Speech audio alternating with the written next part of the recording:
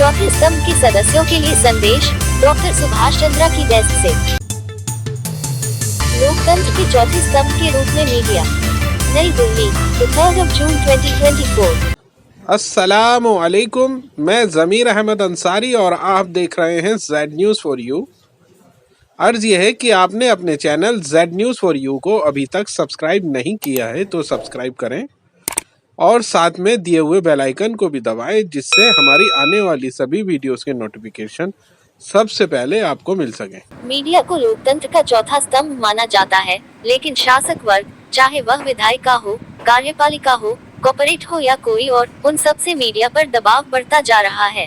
अपने एजेंडे को हासिल करने के लिए मीडिया को अपने पक्ष में करने के लिए वे सुनियोजित प्रयास कर रहे हैं।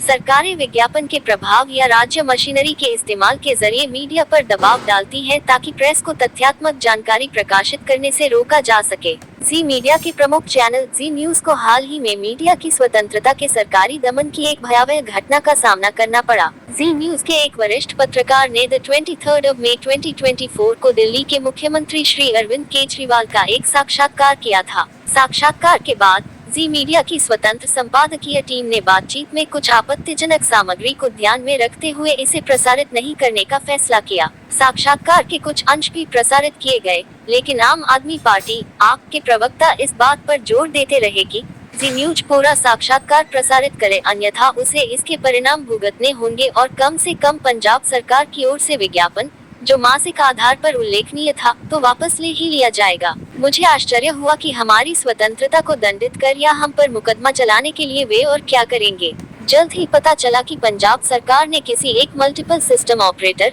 (MSO) के एकाधिकार की स्थिति का लाभ उठाते हुए पूरे राज्य में ब्लैकआउट कर दिया। ब्लैकआउट केवल जी न्यूज के लिए ही नहीं, बल्कि ZPHH और जी दिल्ली NCR के लिए भी किया गया था। राज्य सरकार ने जी एंटरटेनमेंट चैनलों के ब्लैकआउट को भी बढ़ा दिया। इसके अलावा आपने जी मीडिया के समाचार चैनलों द्वारा आयोजित बहसों में भाग लेने से सभी प्रवक्ताओं को मना कर दिया। दुर्भाग्य से हमारे साथी समाचार नेटवर्क में से किसी ने भी कोई आवाज नहीं उठाई। जी समूह न तो सही समाचार प्रसारित कर सका और न ही यह पंजाब के अपने वफादार दर्शकों को 8 दिनों तक मनोरंजन प्रदान कर सका। जी ने ये लड़ाई अकेले लड़ी और कानूनी दृष्टिकोण के माध्यम से न्याय की मांग कर चैनलों को बहाल करवाया। ये राजनीतिक दलों द्वारा चौथे स्तंभ के रूप में हमें दबाने का वास्तविक समय पर आधारित और जीवंत उदाहरण है। आज ये जेड के साथ हुआ, कल किसी अन्य समाचार चैनल, समाचार प्रकाशन या प्लेटफॉर्म के साथ हो सकता है। गौरतलब है कि 3 मई 2024 को, जिसे हर साल विश्व प्रेस स्वतंत्रता दिवस के रूप में मनाया जाता है, उस दिन मैंने प्रेस की स्वतंत्रता पर अपने विचार और दृष्टिकोण व्यक्त करते हुए एक वीडियो संदेश जारी किया। ये वीडियो कुछ ही समय में वायरल हो गया। मीडिया बिरादरी ने इस कदम की सराहना की। उनमें से अधिकांश लोग मेरे इस साहसिक बयान पर हैरान और आश्चर्यचकित भी थे।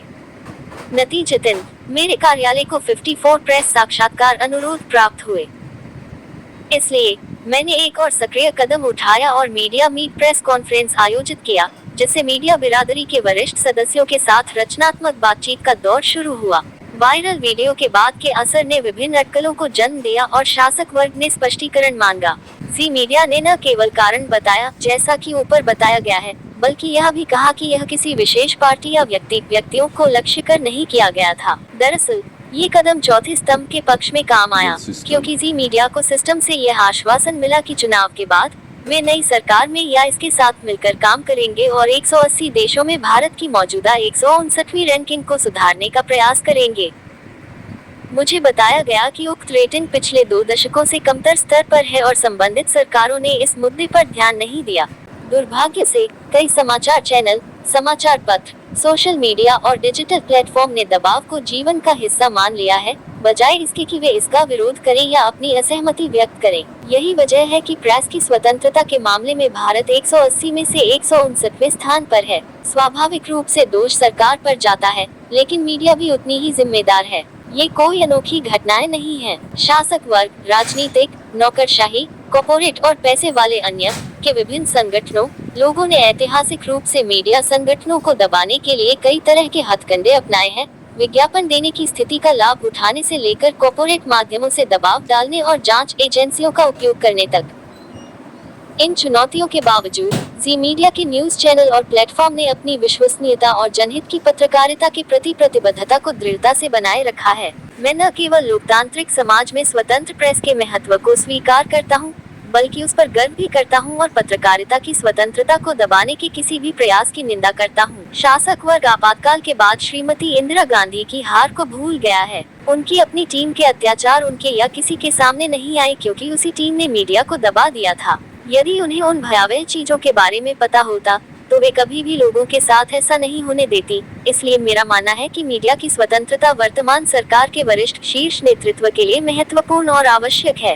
जी मीडिया के समाचार चैनल और प्लेटफॉर्म सार्वजनिक हित की कहानियों पर ध्यान केंद्रित करना जारी रखेंगे और बाहरी दबावों की परवाह किए बिना महत्वपूर्ण जानकारी को सामने लाते रहेंगे। मैं चौथे स्तंभ को मजबूत करने के लिए जी मीडिया की प्रतिबद्धता को मजबूत करना चाहता हूँ। इन चुनौतियों के बावजूद जी मीडिया सार्वजनिक हित पर केंद्रित निष्पक्ष और विश्वसनीय समाचार देने के लिए प्रतिबद्ध है। मैं अपने दर्शकों और नियामक निकायों सहित सभी हितधारकों से आग्रह करता हूं कि वे प्रेस की स्वतंत्रता से जुड़े इन खतरों को पहचानें और उनके खिलाफ खड़े हों। स्वतंत्र मीडिया हमारे प्यारे देश की अर्थव्यवस्था, सामाजिक संरचना, समाज के कमजोर लोगों की सुरक्षा, भ्रष्टाचार में कमी और अंततः लोकतंत्र के लिए महत्वपूर्ण है। मैं और मेरी टीम अपने पाठकों दर्शकों के प्रति अपना धर्म निभाने के लिए कोई भी कीमत चुकाने या किसी भी परिणाम का सामना करने के लिए तैयार हैं। जी मीडिया ने हमेशा अपने काम करने के तरीकों और मूल मूल्यों के माध्यम से अन्य मीडिया संगठनों के लिए एक उदाहरण स्थापित करने का लक्ष्य रखा है। इसकी प्रतिबद्धता को उजागर करने वाले मुख्य बिंदु इस प्रकार हैं। सरकार को सच्चाई के बारे में निडरता से जानकारी देना, सार्वजनिक मुद्दों पर अपना ध्यान केंद्रित करना, चाहे उन्हें सरकार की आलोचना के रूप में ही क्यों नहीं देखा जाए, अनुचित दबाव डालने की कोशिश करने वाली किसी भी सरकार को बेनकाब करने के लिए अपने राष्ट्रव्यापी नेटवर्क का उपयोग करना, इसे पूरे देश में एक अभियान में बदल देना, बशर्ते हम सभी एकजुट हों। पत्रकारों को हमेशा दबाव से निपटने और दबाव में ईमानदारी बनाए रखने का प्रशिक्षण देना, यदि आवश्यक हो तो प्रेस की स्वतंत्रता के उल्लंघन के लिए जनहित याचिका के रूप में मुकदमा दायर करना और कानूनी उपाय अपनाना। आइए हम सब एकजुट होकर इसमें शामिल हों। जय हिंद, जय भारत। डॉक्टर सुभाष चंद्र। आपको लगा थी मीडिया में रह करके आवाम की आवाज उठाना या फिर राज्यसभा जा करके? ये तो भाई चीज को एक्सपेरिमेंट करना, वो इसलिए चला गया, मैं वहाँ भी देखे कि क्या होता है। मुझे रास नहीं आया तो वहाँ से वापस आ गए। पर अपना ये जीवन जो है ये बढ़िया है।